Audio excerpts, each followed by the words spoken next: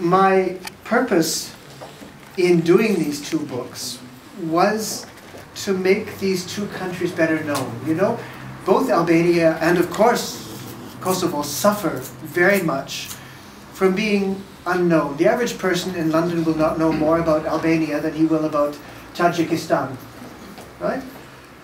Probably knows more about Tajikistan than does about Albania, although Albania is in Europe, right? It is as the, who was it, the historian, Decline and Fall, who said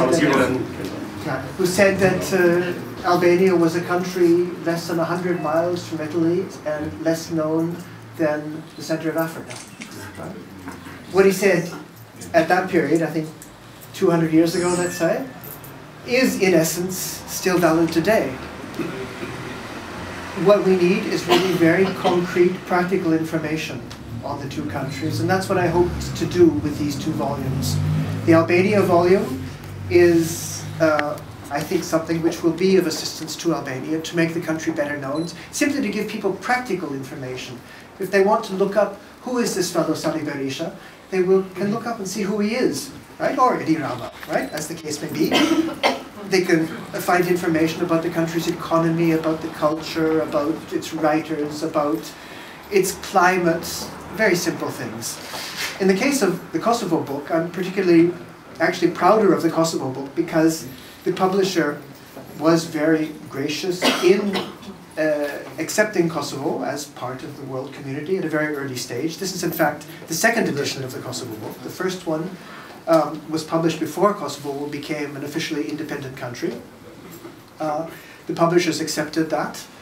There was no flag on the first edition. You will remember I had to find something else to put on because there was no flag.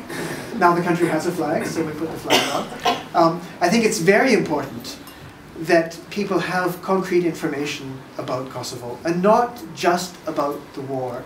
There are now perhaps 100 books. There are all sorts of books about Kosovo, but they simply all deal with the war, with the human rights problems, with the current political problems, say from the period of 1995 to the present. Right? You can find all sorts of books on this period, but you do not find anything at all about Kosovo as a country. Kosovo with a history, with a culture, or with, say, several cultures and one might say several histories, right? As a country, and I wanted to present it as a country, as a nation, like every other country, nation in the Balkans and in Europe. And I hope that the book will contribute a little to making it what it actually is.